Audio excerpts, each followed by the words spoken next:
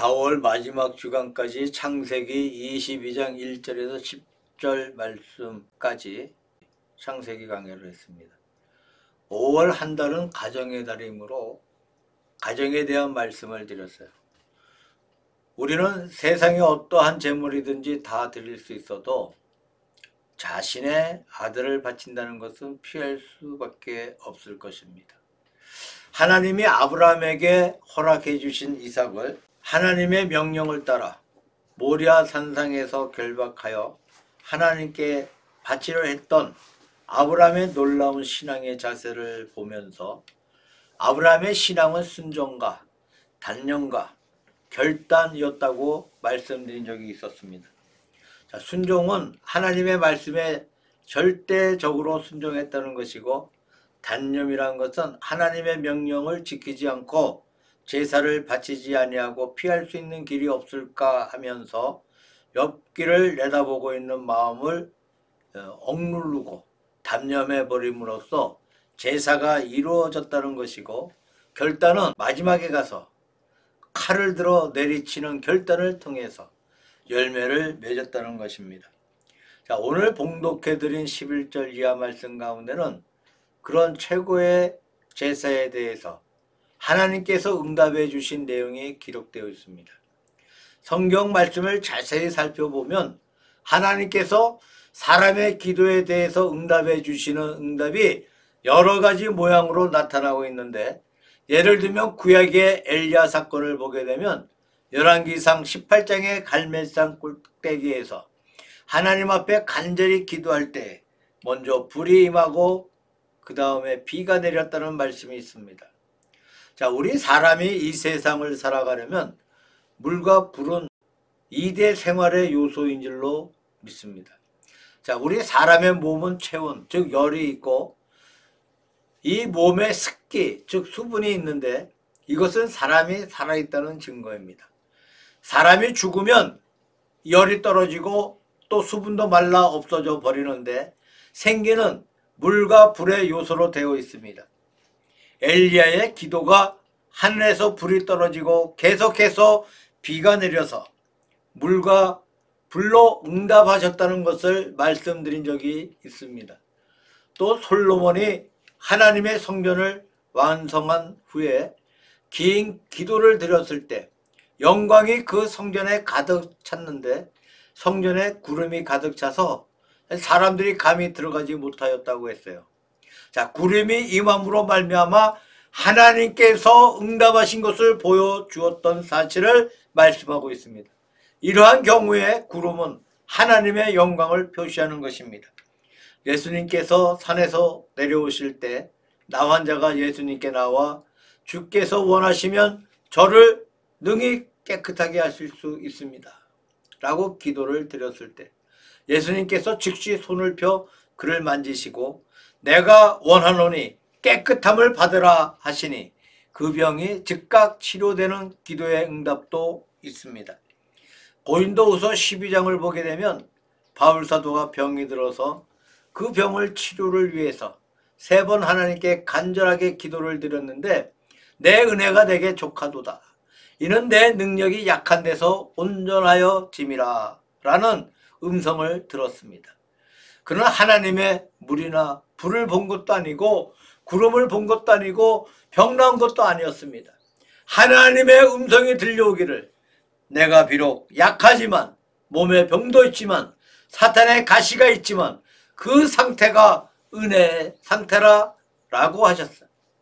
그래서 사도 바울은 감사하면서 내가 약할 때 곧 강함이라 라는 말을 합니다. 하나님이 응답하시는 모습이 여러 가지 모습이 있다는 사실입니다. 아브라함이 하나님 앞에 위대한 제사를 드렸을 때에 그 제사의 응답이 무엇이었습니까? 이제 우리가 봉독한 말씀에 응답의 내용이 잘 나타나 있습니다. 첫째로 12절 말씀을 보게 되면 내가 이제야 내가 하나님을 경외하는 줄을 아노라 라는 말씀이 있어요. 다시 말해서 하나님께서 아브라함의 신앙을 확인하시는 장면이 나옵니다. 내가 이제야 내가 나를 경외하는 것을 비로소 알았다고 말씀하시면서 하나님께서 아브라함을 인정하시는 사실이 기록되어 있습니다. 아브라함은 하나님에게 인정을 받았습니다. 하나님이 그의 신앙을 확인하신 사실입니다. 가끔 전도하다 보면 이러한 말을 듣습니다. 어떤 분에게 교회에 나오시고 예수를 믿으십시오 라고 하면 그분 하는 말이 평생 살아오는 동안 별로 악한 일을 한 적도 없고 내가 좋은 일을 많이 했고 또 내 나름대로 믿음 생활을 해왔으니까 나는 교회에 나가지 않아도 천국에 갑니다 라고 말하는 분들을 종종 만나게 됩니다. 이런 분들은 천국이 어떤 천국인지 깨닫지 못하는 것 같습니다. 또 신앙이 어떤 것인지를 모르는 것 같습니다. 그분이 그리는 믿음의 개념이라든가 그분이 그리는 천국의 개념은 어떤 것일까요? 물론 그것이 진정한 믿음이 아닙니다. 또 진정한 천국도 물론 아닙니다. 선행을 하고 구제하면 들어가는 천국, 그분의 머리에 그리고 있는 천국은 결코 성경이 말하고 있는 천국이 아닐 것입니다. 그분이 말하는 믿음도 결코 하나님이 원하시는 참된 표준의 믿음이 아닌 줄로 생각합니다. 무슨 말입니까? 내가 나를 옳게 여기는, 내가 나를 인정하는 그 인정이 하나님 앞에 아무런 가치가 없다는 얘기입니다. 나 같은 사람이야 예수님을 믿지 않아도 구원받습니다. 내가 나를 인정하고 내가 내 믿음을 인정하고 내가 내 구원을 인정하는 그런 정도의 믿음, 그런 정도의 구원은 하등의 가치가 없는 구원이라고 생각합니다. 그 다음에는 다른 사람이 인정하는 믿음이 있습니다. 우리가 가끔 아무개는 참 잘 믿는 사람이다, 아무개는 참 좋은 사람이다 라고 말을 합니다. 제 생각에는 사람의 인정도 결코 무시하지 못합니다.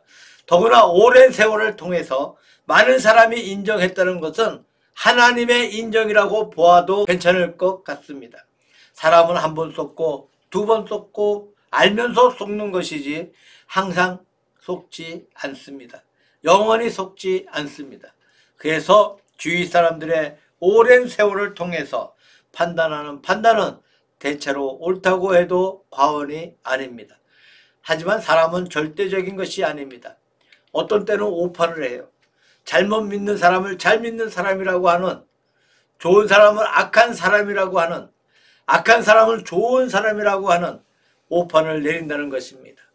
그러니까 사람이 인정하는 믿음은 내가 나를 인정하는 것보다 훨씬 낫다고 할지라도 절대적인 것은 아닙니다. 절대적인 판단이 무엇입니까? 말할 것도 없이 하나님의 판단입니다. 하나님께서 옳다고 하시면 누가 막을 수 있겠습니까? 하나님께서 잘 믿는다고 하면 누가 거짓말이라고 하겠습니까?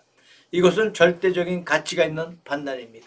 본문에 하나님께서 아브라함의 신앙을 확인하셨습니다. 그의 믿음을 옳다고 하셨습니다. 아마 이 세상에 이보다 더 큰 축복이 없는 줄로 믿습니다. 우리들은 가끔 병원에 가서 우리들의 건강을 체크합니다. 왜 그렇게 합니까? 우리의 건강을 확인하고 싶어서 그렇게 합니다. 의사에게 가서 혈압을 재보고 심장 기능을 재보고 몸에 어떠한 것을 알아보고 사진을 찍어봐요. 내 몸이 괜찮은 것인가? 병드는 것이 아닌가? 내 몸의 건강을 확인하고 싶어하는 것입니다. 결과가 좋습니다, 대단히 좋습니다 하면 기분이 좋습니다. 내 건강이 확인되어서 기분이 좋습니다. 의사가 무엇인가 문제가 있는 것 같습니다. 무엇인가 잘못되어 있습니다. 수술을 해야겠습니다 하면 걱정을 하게 됩니다. 걱정하면서 의사가 시키는 대로 치료를 받지 않을 도리가 없다는 겁니다. 하여튼 사람은 자신의 건강에 관심을 두고 확인하고 싶어 합니다. 언제부터인가 기업 진단이라고 하는 것이 생겼어요. 큰 기업체 전문가가 와서 진단을 하고 있습니다. 이 기업이 잘 되고 있는가? 잘못되고 있는가? 남들이 볼 때 잘 돌아가고 있는데 과연 잘 돌아가고 있는 것인가? 전문가가 진단해 보니까 기업이 무엇인가 병들어 있어서 조속한 시일 내에 조치가 필요합니다 라고 하면 기업주가 어떻게 해서든 문제를 해결해야 합니다. 이 기업이 좋습니다 하면 기업주는 마음으로 안심하게 돼요. 하여튼 자기가 하는 일이 잘 되고 있는 것인지 사람은 확인하고 싶어 합니다. 진단을 받고 싶어 하는 것입니다. 그것은 정당한 사람의 본능이라고 생각합니다. 그런데 우리의 건강도 확인하고 싶고 우리의 일도 확인받고 싶은데 우리가 우리의 믿음을 얼마나 확인하고 있습니까? 믿음을 막연하게 생각하여서 나는 잘 믿고 있겠지 하고 안심한다든가 사람이 나는 좋다고 하면 좋은가 보다 우쭐해하는 그래서 좋아하면 안 되겠습니다. 사실 건강검진이나 기업의 진단보다도 훨씬 더 중요한 것이 믿음의 진단입니다. 이 믿음의 진단을 소홀히 생각한다든가 등한히 생각한다든가 미루어 나가면 안 될 것 같습니다. 자기의 마음에 맡기지 말고 사람의 말에 의지하지 말고 하나님의 확인을 받아야 한다고 믿습니다. 아브라함은 훌륭한 제사의 응답으로 하나님의 확인을 받았어요. 우리가 하나님 앞에 진실한 예배, 진실한 기도, 진실한 제소를 통해서 하나님 앞에 우리의 신앙을 확인받아야 합니다. 이스라엘 민족이 잘 되고 못 될 때가 언제입니까? 하나님께서 함께 하시면 잘 되었어. 하나님께서 그들을 버리시면 어려워지거나 멸망을 당했습니다. 에스겔서의 내용에 보게 되면 이스라엘 민족에 대해서 하나님의 거룩한 영광의 빛이 동쪽 문을 통해 떠나버렸다고 기록하고 있습니다. 바로 이스라엘의 심판을 말하고 있습니다. 하나님의 영광이 떠나가 버리니까 그들이 이방의 포로가 되고 죽을 고생을 하고 온갖 고통을 다 받았습니다. 그리고 에스겔서의 마지막에 보게 되면 떠나갔던 하나님의 영광이 동쪽 문을 통해서 다시 성전 안으로 들어오더라고 기록하고 있습니다. 이스라엘의 복구를 말합니다. 하나님이 떠나가 버리신다면 이스라엘은 멸망해 버립니다. 하나님이 함께 하시면 망했던 나라가 복구되고 부흥이 되었습니다. 우리나라의 이순신 장군은 애국자입니다. 더할 수 없는 충신이었습니다. 그런 충신인데 이순신 장군이 한때 임진왜란 때에 오해를 받아서 죽을 고생을 합니다. 간신배들의 고발로 인해서 죄 없는 충신이 붙들려서 무서운 고문을 당했습니다. 마지막에 충성스러운 신하들의 간곡한 제소로 말미암아 그가 옥에서 노임을 받게 되고 다시 전장에 나가게 되는 모습을 보게 됩니다. 이순신 장군이 한창 활약할 때 한국의 수군이 강해서 일본의 수군을 격파해버리고 나라에 소망을 주었습니다.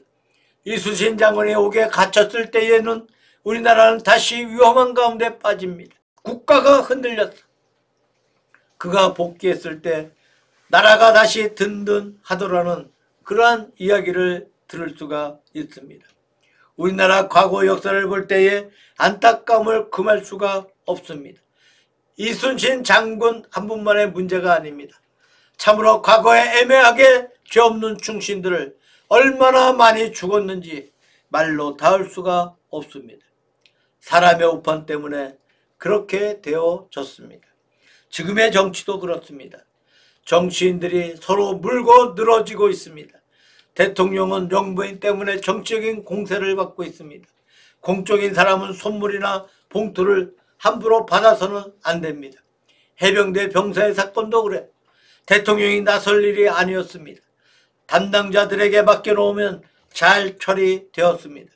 모든 공직자들이 정직하다면 좋겠습니다. 사법기관들이 정직했으면 좋겠습니다.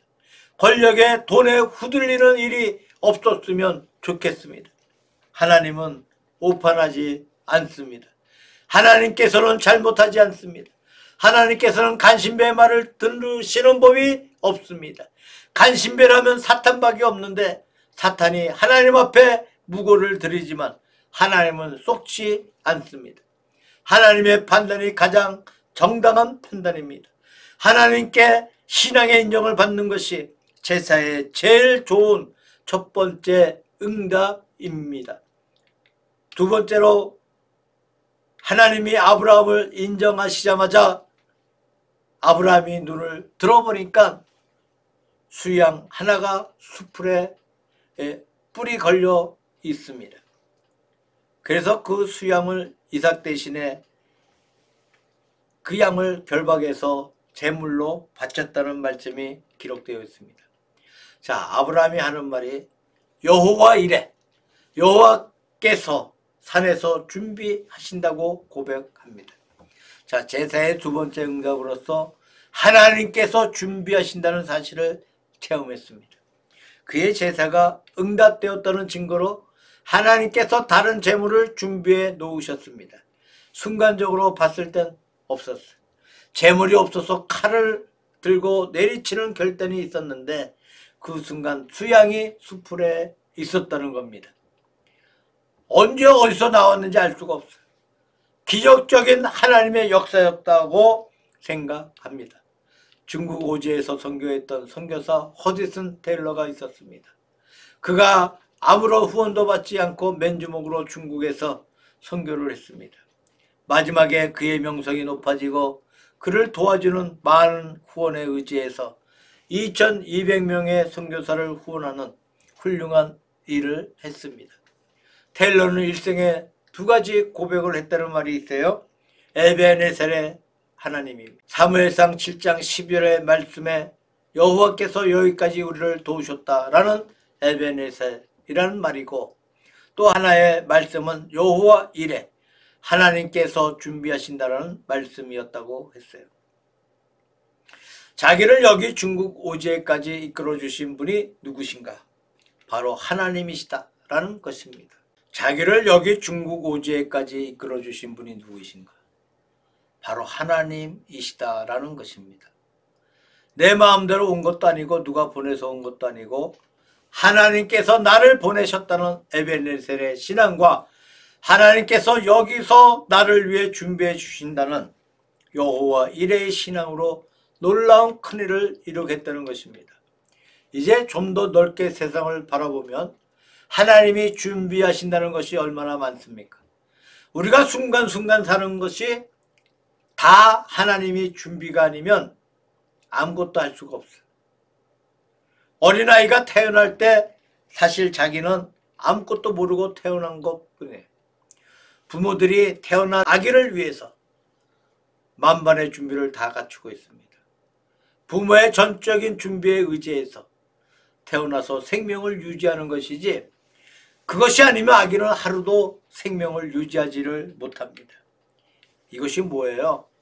우리가 생각해 볼 때 이 넓은 대우주 가운데 하나님께서 우리를 위해서 준비해 놓으신 것이 얼마나 많습니까? 우리가 순간순간 호흡하는 공기부터 시작해서 매일 마시는 물이 있습니다. 식량이 있습니다. 천지 만물이 다 하나님이 준비해 놓으신 것들입니다. 저 땅 속에는 석탄을 준비하시고 석유를 준비하시고 밭에는 곡식이 나와서 사람이 먹을 양식을 자라나게 하시고 전부가 하나님이 준비해 놓으신 것입니다. 또 사람의 병을 고칠 수 있는 약이 숱하게 많습니다만은 지금까지 알고 있는 것도 있고 아직도 모르고 있는 것도 있습니다. 신통한 약이 많이 있다는 것을 들었습니다. 전부가 하나님께서 준비해 주신 것입니다. 인간적으로 하나님의 풍부한 축복을 바라볼 때 영적으로 보이지 않는 세계에서도 역시 하나님께서 준비하신다는 것을 믿지 아니할 도리가 없습니다. 우리가 볼 수 있는 세계에서 하나님의 준비가 역력하게 나타나 있습니다. 그렇다면 우리가 보지 못하는 미래의 세계에서도 하나님께서 그렇게 준비해 주신다는 겁니다. 우리의 신앙을 위해 준비해 주십니다. 우리의 시험을 위해서 미리 피할 길을 우리에게 준비해 주십니다. 우리의 영혼을 위해 매일매일 일용할 양식을 준비해 주십니다.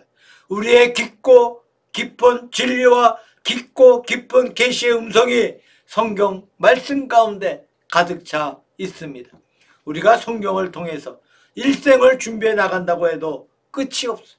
도저히 우리가 하나님의 계획을 알 수가 없습니다. 여기 엄청난 하나님의 축복이 있습니다. 우리가 기쁠 때 하나님의 준비가 있습니다. 우리가 슬플 때 하나님의 준비가 있습니다. 우리가 병들었을 때에 하나님의 준비가 있습니다. 우리가 어릴 때 하나님의 준비가 있습니다. 우리가 늙었을 때에 하나님의 준비가 있습니다. 쉬운 준비가 있습니다. 어려운 준비가 있습니다. 여호와께서 산에서 준비하셨다. 이것이 확고한 신앙입니다. 하나님께서 나를 위해서 준비해 주십니다. 하나님께서 나를 사랑해 주십니다. 믿음이 좋은 성도들의 글을 보게 되면 하나님이 이처럼 나를 사랑하신다 라는 고백이 있습니다. 요한복음 3장 16절에 하나님께서 세상을 이처럼 사랑하사 라고 말씀하셨습니다. 이처럼 나를 사랑하신다. 하나님께서 나를 위해 준비해 주셨다 라는 것이 아브라함의 제사에 대한 응답이었다고 생각합니다. 세 번째로 17절에 보게 되면 내가 내게 큰 복을 주고 내 씨가 크게 번성하여 하늘의 별과 같고 바닷가의 모래와 같게 하리니 내 씨가 그 대적의 성문을 차지하리라. 또 내 씨로 말미암아 천하 만민이 복을 받으리니 이는 내가 나의 말을 준행하였음이니라 하셨다 하리라 라고 기록하고 있습니다. 자, 이 말씀은 유명한 아브라함의 언약에 속합니다마는 창세기에서 하나님께서 반복해서 아브라함에게 하신 말씀이에요. 창세기 12장 2절과 3절에 이미 있었어요. 15장 4절과 5절에 이미 있었습니다. 17장 2절에 또 이미 있었습니다. 이렇게 벌써 말씀해 주신 아브라함의 언약인데 하늘의 별처럼 바닷가의 모래처럼 내 자손을 번성케 하겠다고, 그리고 내 자손으로 말미암아 천하 만민이 복을 받게 해 주시겠다는 약속입니다. 하나님의 백성이 땅에 왕성할 것과 거기서 그리스도가 나시고 그리스도로 말미암아 세상 모든 사람들이 복을 받을 것을 예언해 주고 있는 이 언약을 다시 한번 확인해 주셨습니다. 이것이 아브라함의 제사에 대한 응답으로서 하나님께서 언약의 말씀을 반복해서 확증해 주셨어요. 자, 하나님께서 한번 선포하시면 폐지하지 않습니다. 하나님께서 한번 작정하시면 어느 누구도 그것을 변경할 수가 없습니다. 우리가 예전에 독재하던 황제들을 보게 되면 자기의 말을 법이라고 합니다. 왕이 한번 말해버리면 법이 돼. 왕이 한번 말해버리면 아무도 취소하지 못합니다. 변경도 못하고 취소하지도 못해. 예를 들면 에스더서에 이런 이야기가 있습니다. 왕이 한번 말해버리면 그 말이 전국에 선포되어 버리면 법이 되어버립니다. 아무도 그 법을 어기지 못해. 요즘에야 헌법이 기초가 되지만 그때는 왕의 명령이 법이 됩니다. 심지어 왕 자신도 그 법을 어기지 못합니다. 예를 들면 왕이 자기가 한 말을 지키기 위해서 다니엘이 하루 3번씩 예루살렘을 향하여 문을 열고 기도했다는 보고가 들어왔을 때 그는 다니엘을 사랑했고 죽이고 싶은 마음이 없었지만 자기가 이미 명령을 내렸기에 왕 이외에 누구에게든지 경배하면 사자굴에 넣어 죽인다고 하였기에 다니엘을 사자굴에 넣으라고 합니다. 그러나 밤새 잠을 자지 못하고 다니엘이 있는 그 사자굴에 와서 너의 하나님이 너를 구원하시더냐? 라고 묻습니다. 자, 인간 세계의 왕도 그렇고 황제도 그렇고 하물며 천지 만물의 대주제가 더더욱 그렇지 않겠습니까? 하나님께서는 한번 언약을 내세우면 변경 안 하십니다. 마음대로 폐지하지 않습니다. 하나님의 언약은 언제나 살아있습니다. 재확인을 왜 하는 것이겠습니까? 문제는 하나님께 있는 것이 아니고 우리 인간에게 있다는 것입니다. 하나님의 거룩한 약속은 영원한 거룩한 약속이요, 불변의 약속이요, 변하지 않는 약속입니다. 그런데 문제는 인간 편에 있어요. 인간 편에서 변하고 있다는 겁니다. 마치 태양은 언제나 변치 않습니다. 태양이 더 뜨고 졌다가 덜 뜨고 졌다가 합니다. 태양은 움직이지도 옮겨가지도 않습니다. 그대로 박혀있어요. 문제는 지구에 있다는 겁니다. 지구가 자꾸 돌고 있습니다. 이 지구가 자꾸 자전하고 공전하고 태양에서 가까워졌다가 멀어졌다가 바로 봤다가 옆으로 봤다가 합니다. 문제는 지구편에 있다는 거예요. 그래서 이 지구에 조화가 일어나고 있다는 얘기입니다. 자, 하나님의 영원하신 언약의 말씀은 변하지 않는데 우리 자신들의 사정에 따라서 그 언약이 변해갑니다. 어떤 때는 그 언약이 확실해지고 어떤 때는 그 언약이 희미해지고 어떤 때는 의심스럽습니다. 어떤 때는 고맙고 반갑습니다. 어떤 때는 그 언약이 귀찮아. 문제는 나에게 있다는 얘기입니다. 아브라함이 하나님께 제사를 드린 후에 그 언약이 확인되었습니다. 이것이 우리들에게 무엇을 말하고 있는 것입니까? 우리가 하나님 앞에 은혜를 받고 진정한 기도를 드릴 때에 성경 말씀이 내게 가까이 다가온다는 것입니다. 성경 말씀은 영원한 말씀이에요. 아무도 변경하지 못해. 그냥 가만히 있는 성경 말씀입니다. 여기에 무궁무진한 계시가 있습니다. 내 믿음이 약해지고 내 믿음이 식어져 버리고 내가 은혜가 떨어져 버릴 때에 이 말씀은 내게서 멀어집니다. 내게 확연해지지 않습니다. 내게 희미해집니다. 내게서 멀어집니다. 심지어 의심이 생겨요. 그런데 주님 앞에 신령한 예배를 드릴 때, 진정한 예배를 드릴 때, 참된 제사를 드릴 때에 이 말씀이 가까이 다가온다는 말입니다. 하나님의 약속이 내 마음속에 진실하게 느껴집니다. 어떤 목사님이 말씀하시기를 하나님이 내게 어떻게 가까운지 내 손바닥보다 가깝고 내 호흡보다 더 가깝다라고 말했습니다. 참 진리가 내게 가깝습니다. 꼭 날 위해 주신 말처럼 느껴집니다. 내게 너무나 믿어져. 그러나 내 믿음이 약해지면 성경이 멀리 가버립니다. 그런 말이 있는가 하면 그 말이 멀리 가버립니다. 내 마음에 들어오지 않습니다. 어디 붙어 있는지도 몰라. 그런 말이 있었던가 하며 생각도 안 납니다. 내 마음에 들어오지 않아. 더더구나 믿어지지가 않는다는 말이에요. 진정한 예배 후에 진정한 제사 후에 하나님의 말씀이 그에게 더욱 확연해졌습니다. 이것이 하나님께서 아브라함에게 언약의 말씀을 재확인해 주신 뜻이 아닌가 생각해 봅니다. 월리엄 부스가 마지막에 임명을 할 때 말하기를 하나님이 약속하신 성경의 말씀은 확실하시다. 이것이 그의 최후의 말이었다고 합니다. 혼수 상태로 오랫동안 말문을 닫고 있다가 겨우 말문이 열려서 하는 말이 하나님의 약속하신 성경 말씀은 확실하시다 라는 이 말을 하고 운명했다는 기사가 있습니다. 최후의 순간에도 하나님을 의지하고 하나님의 음성을 듣고 하나님과 아주 가까웠다는 증거입니다. 아주 가까웠기 때문에 하나님의 약속의 말씀이 확실하시다는 것이 그 마음속에 느껴진 것으로 믿습니다. 아브라함의 제사는 다시 없는 위대한 제사였습니다. 그 제사의 응답이 무엇입니까?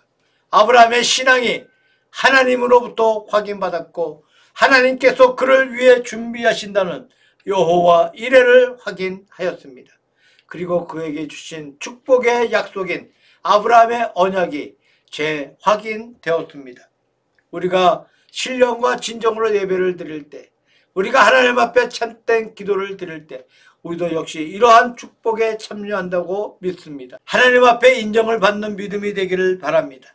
하나님께서 나를 위해서 준비하신다는 거룩한 신앙이 우리 가슴에 확실하게 받으시기를 바랍니다. 그리고 하나님께서 우리에게 주신 언약의 말씀이 더욱 우리에게 밝아지고 가까워지고 확증되는 은총을 받으시기를 우리 주 예수 그리스도의 이름으로 축원합니다.